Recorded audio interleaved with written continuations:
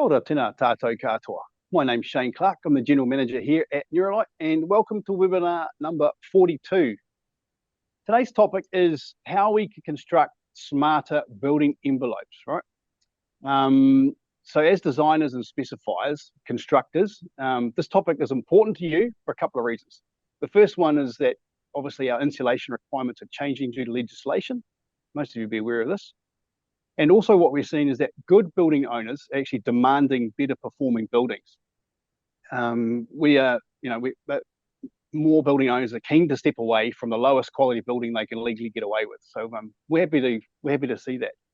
So Neuralite's been blazing a bit of a path in this area for a while now with our warm roof concept, which we've done to death. You can go back and see all those webinars.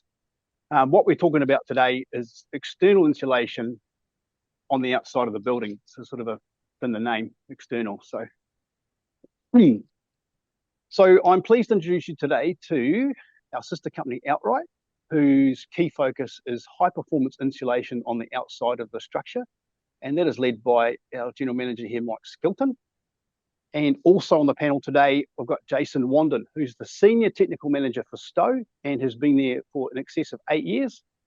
And prior to this, Jason has some huge experience, sort of over 15 years in product development, testing, consulting, compliance, as a project manager for brands. So welcome to the panelists. That's the topic. So this webinar is set for 30 minutes. If you're not familiar with the format, we've got a Q&A towards the end there. So hopefully we've got 4 or 5 minutes at the end for your questions. So use that Q&A function at the bottom of the page and we'll get through as many questions as we can. If we don't get through all those, that's okay. We'll answer them in transcript. So everyone who registers today will get a copy of this recording. You can turn the volume off, but it will still have the Q&A with it. So we'll answer all your questions eventually. So like I say, feel free to chuck your questions and whatnot in the thing below. Also at the end of this webinar, there's a quick survey that goes out for NZIA CPD points. So this webinar is worth 5 CPD points, NZIA. As are the other previous 40 odd that are available on our website. So if you're like me and you'd rather get straight to the point, well, today's key message is simply this.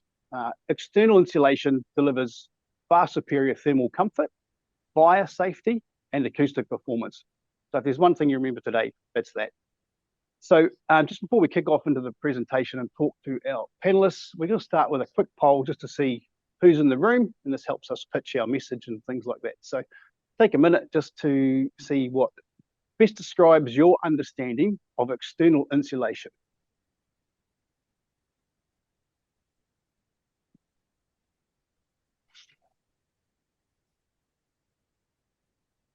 All right, do we want to show those so we can see who's in the room? Cool.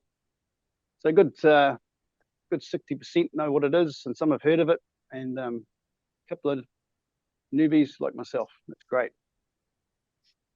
All right, we'll just flick into the first slide of the presentation. Welcome, Mike. Thanks for coming along. This is your first slide, and you're hopefully going to tell us what do we mean by outsulation, what does it do, what are the benefits, what are the problems it overcomes, etc., etc. Welcome. Yeah, thanks, Shane, for the invite. It's really good to talk about this topic. It's a situation where everybody is looking at some change.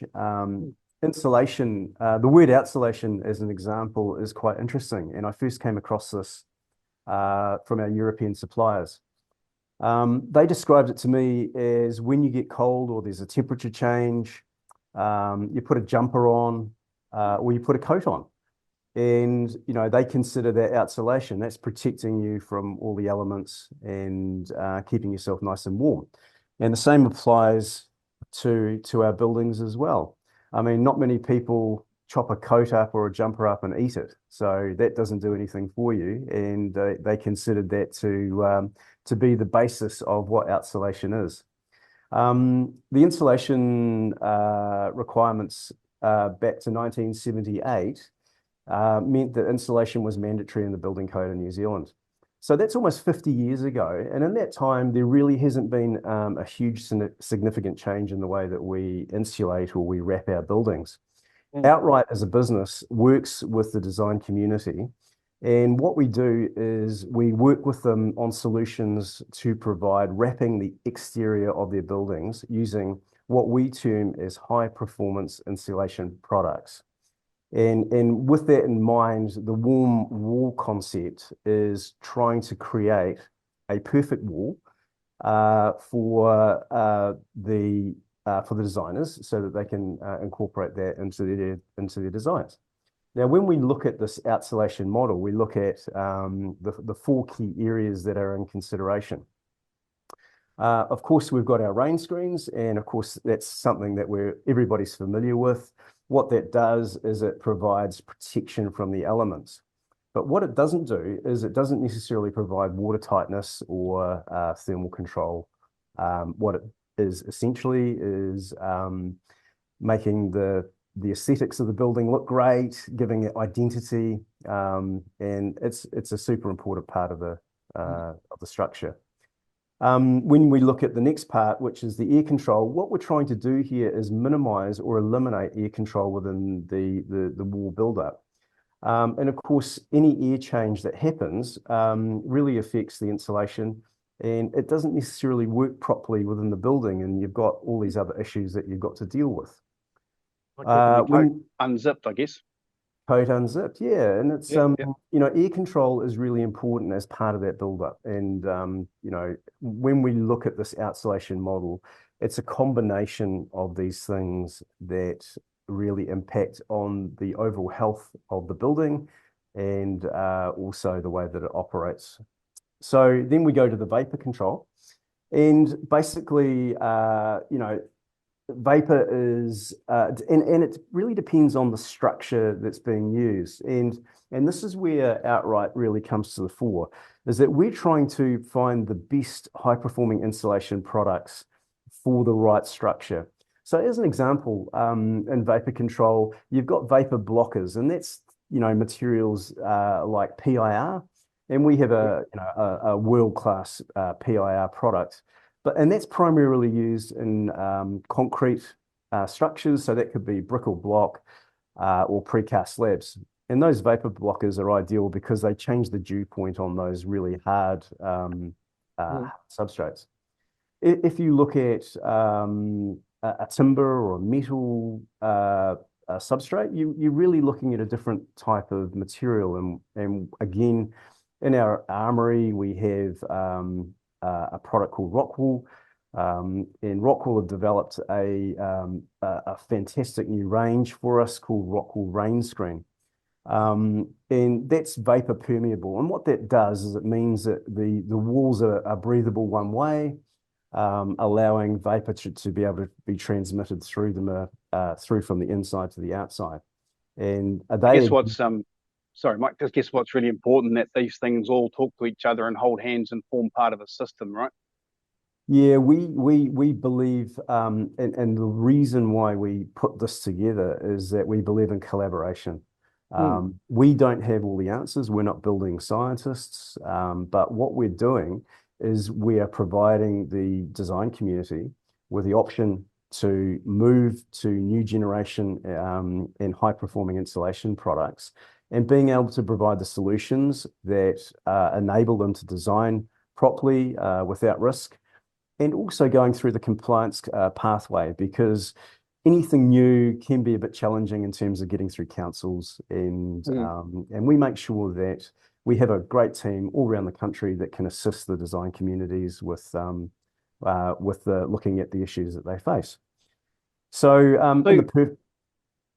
it's all right, mate. So I was going to say your next slide basically shows what a completed outright wall looks like. We just flick to that, and yeah. So we didn't talk on just on the thermal bridging, but I mean most people are familiar with what thermal bridging talks about. So here's a beautiful example of an outright wall or an outsulation wall. And this beautiful design was created by RTA Studios and as part of the Z House.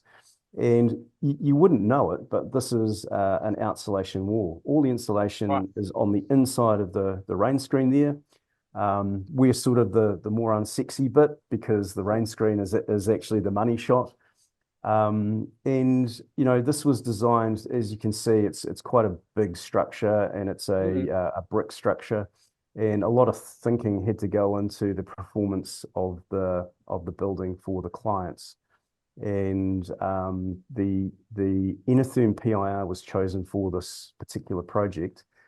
And it's an award-winning design, and I understand the clients are very, very happy with the outcomes from that.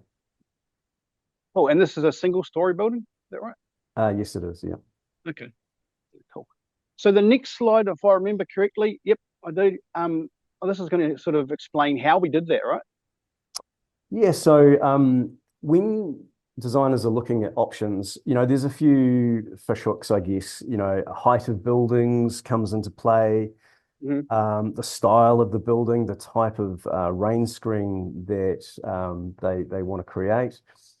This is a product that was launched a couple of years ago, and Outright's picked this up as part of the solutions to providing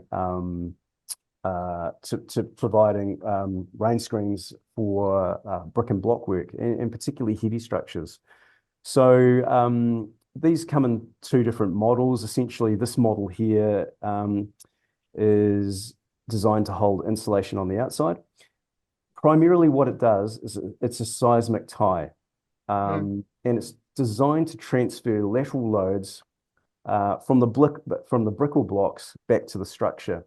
Now, this is really important when it comes to areas that could be prone to seismic movement, and they're pretty essential when it comes to buildings, up and over 3 meters, where you can build much higher with these things. And as I say, they're designed to hold either insulation, or there are other models of this that where you don't use insulation as well. So there's a couple of different options. And so is this described as sorry, Mike, is this described as a thermally broken brick tie? I mean, yes, it is. So everything we try to do within the Outright model is to provide or to reduce thermal bridging. So this is definitely part of that solution. So it's one option in the range of options that we have to complement the high-performing insulation products available to us. Oh, so I think the next slide sort of shows it in place, or it refers back to that the case study that you had, and this is like a cross section. Is that right? Yeah, the cross section is quite simple. Again, you've got your structure, you've got your substrate. The brick tie attaches to that, so it's transferring that lateral load through. It has quite significant movement. So when bricks, back in the Christchurch earthquakes as an example, a lot of brick structures fell over. And these are designed to minimize or reduce the, depending on the earthquake, of course, but it's designed to compensate for that, what they call S and P movements. So S goes one way, P goes the other. Right. So they're able to move up and down and sideways. And of course, this has been designed in conjunction with Rockwool, the Rockwool rain screen. And as you can see, that yellow lemon, what we call the lemon there, that holds the insulation in place nice and firmly. And then the brickies can come in and complete the work for the rain screen on the outside.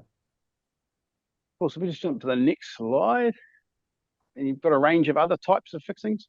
Yeah, so again, the ultimate goal is to provide, is to reduce or eliminate thermal bridging. And part of our range is providing things like thermal flanges, temporary fixing pins, shot fixings.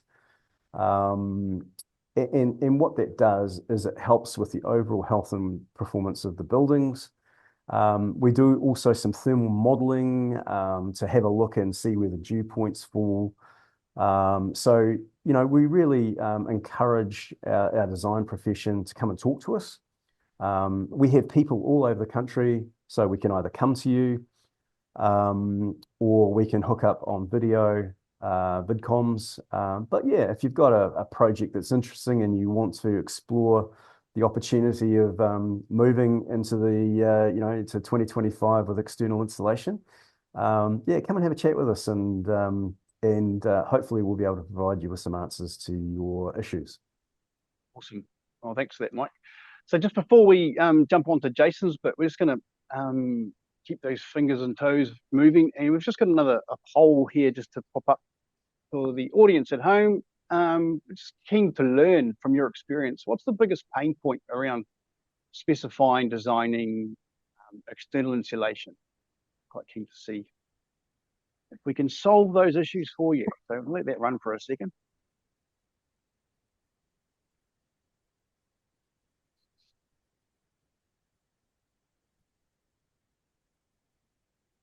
Right, let's see what the score is on that one.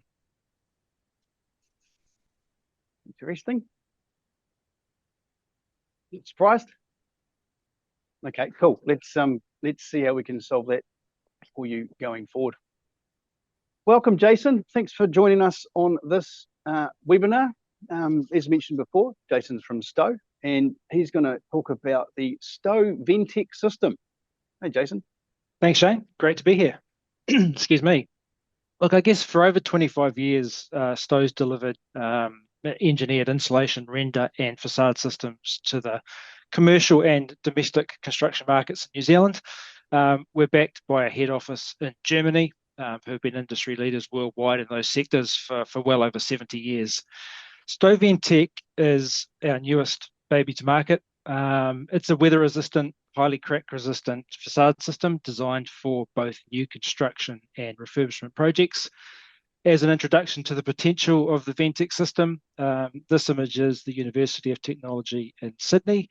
It's a multi-level facade project that incorporates curves both in plane and out of plane, and it was completed by Sto approximately 12 years ago. Jump to the next slide. So it's been around for a while then. Look, it has. It's the first project was completed a while ago. It's probably only in the last couple of years where we've really started to hit the New Zealand market with it, though. Nice. Okay. So the makeup of the Ventec system, it incorporates an adjustable subframe that's made up of stainless steel brackets and aluminium rails, reducing thermal bridging, and gives us the ability to level out the facade, taking out the unevenness of any structure beneath it. The carrier board itself is a lightweight, sustainable board manufactured from greater than 90% post-consumer recycled glass. It's reinforced on both sides with a fiberglass mesh, which increases the impact resistance. It's 12 millimeters thick, and it's cut with a craft knife, so we don't have to worry about power tools in terms of cutting substrates on site, which is great. And it weighs only 6 kgs per square meter. The overall system mass is only 15 kgs per square meter, so very much in that lightweight facade classification. Nice. We're able to incorporate obviously non-combustible rock wool insulation within that cavity space to enhance thermal performance and fire performance.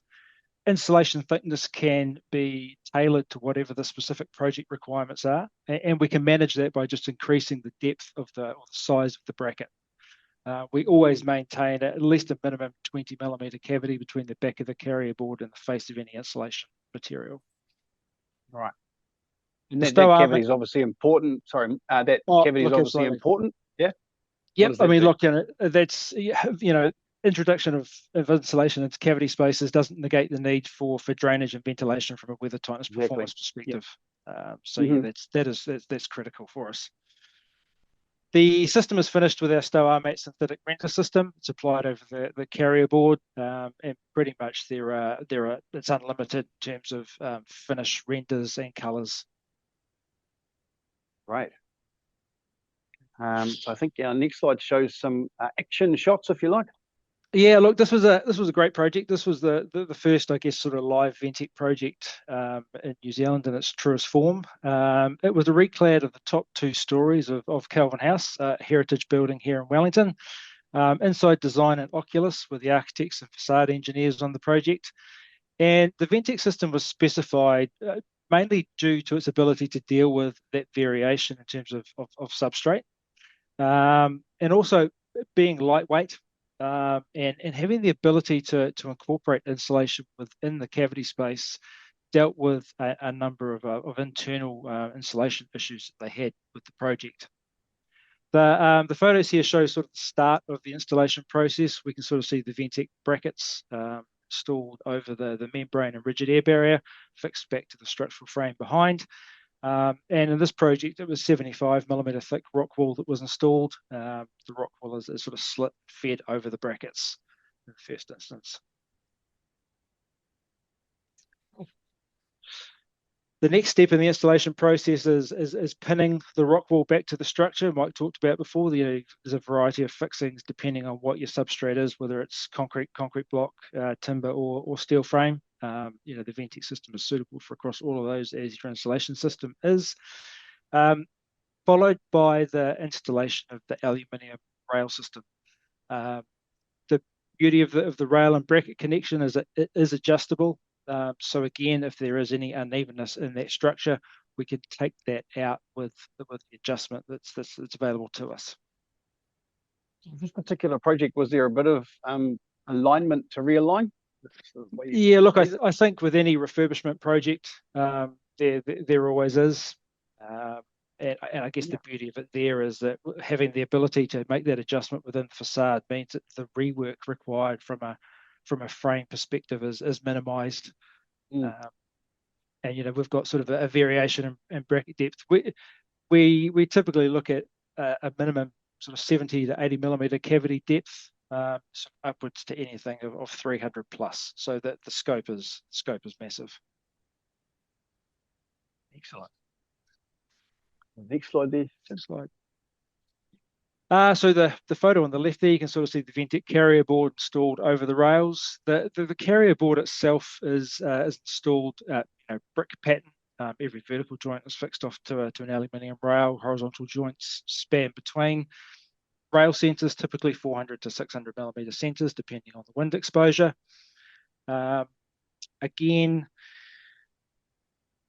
on the right-hand side, you can sort of, it gives you an idea, each of those different surfaces is a different offset from the structural frame, and we were able to manage that just by adjusting those cavity depths.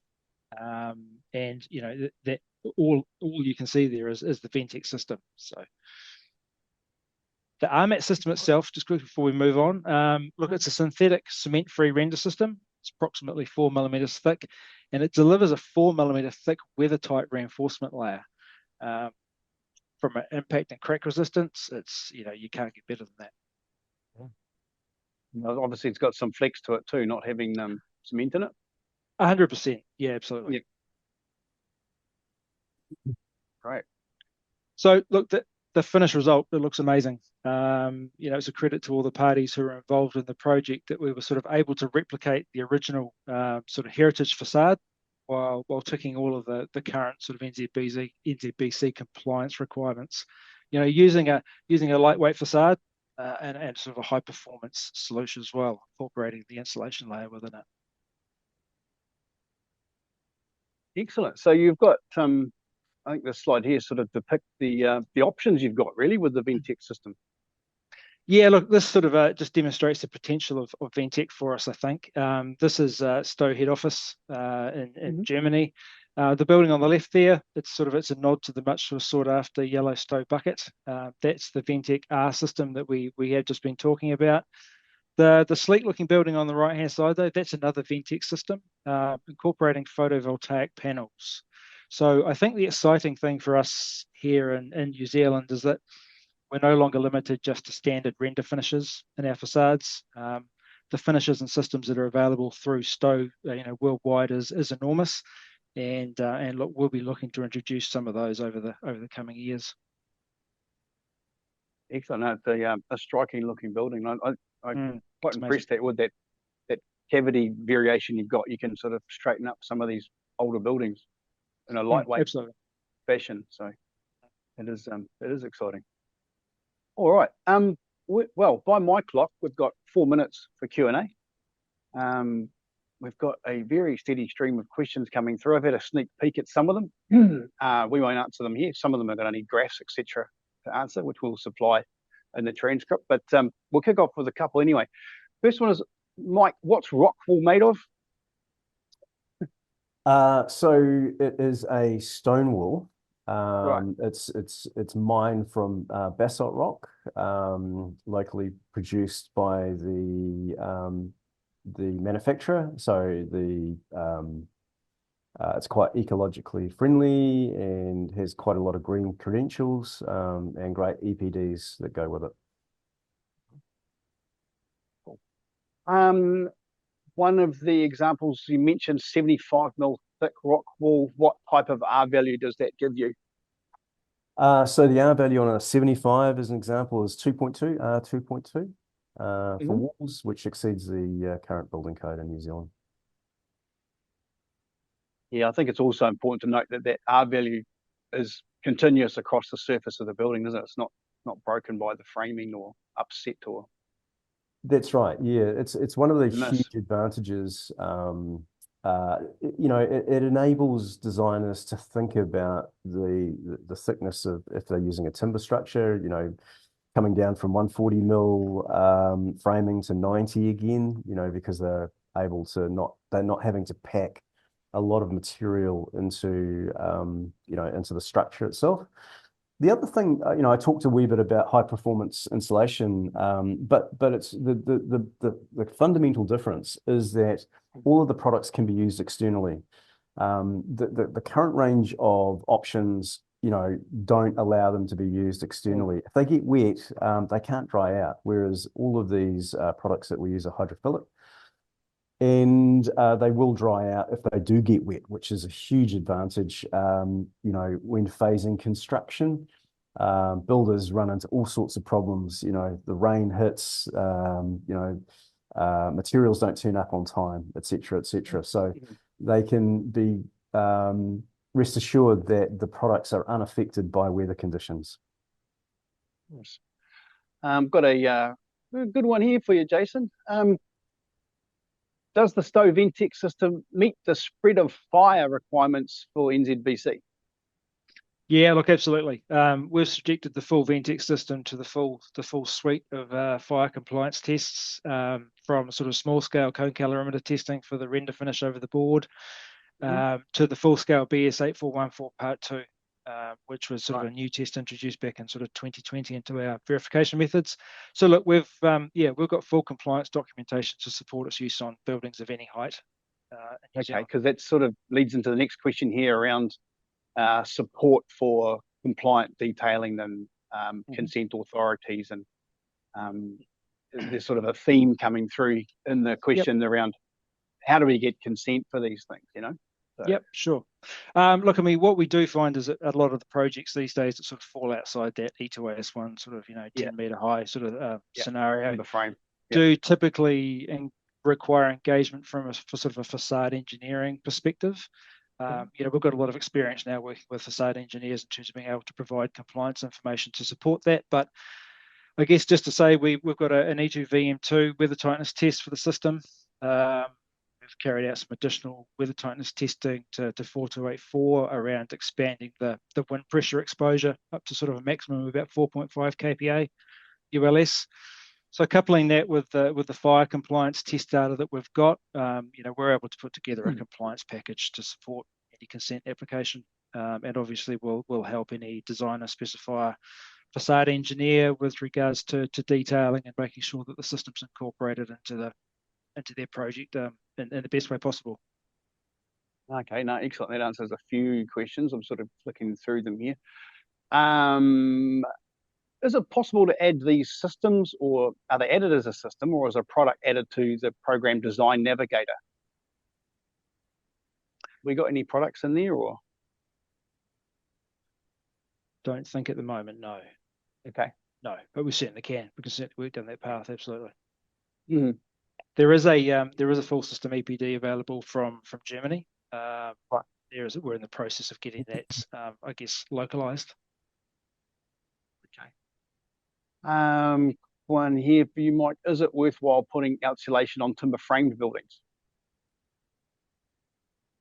I think the beauty of outsulation is it can be used for new and retrofitted buildings. It's Right. there's systems being put in place now to be able to look at that, for retrofitting. But the simple answer is yes.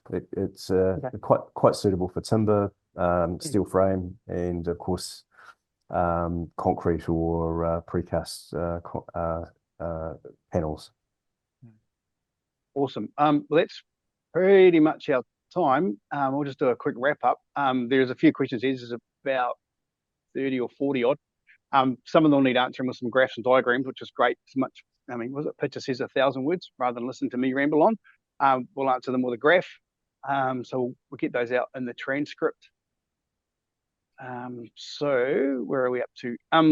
So like I said, at the end of time, that'll come out in the transcript, all the questions and whatnot. We are going to run a third poll, which is if you're after a follow-up from someone in the team today, let us know and we can get in contact with you pretty quickly. We'll leave that up for a second.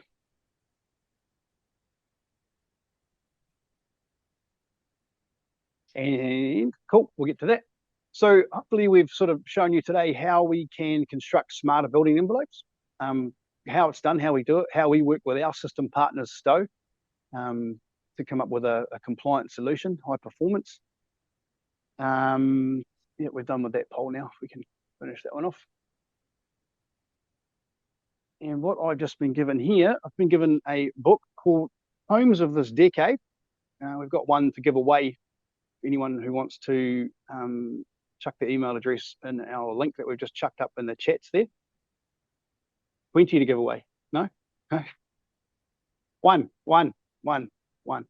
But one of these to give away. We'll get that out to you. And that is pretty much our time. Thanks again to our panelists. Thanks, Mike. Thanks, Jason. We'll see you on the next one. Thanks very much.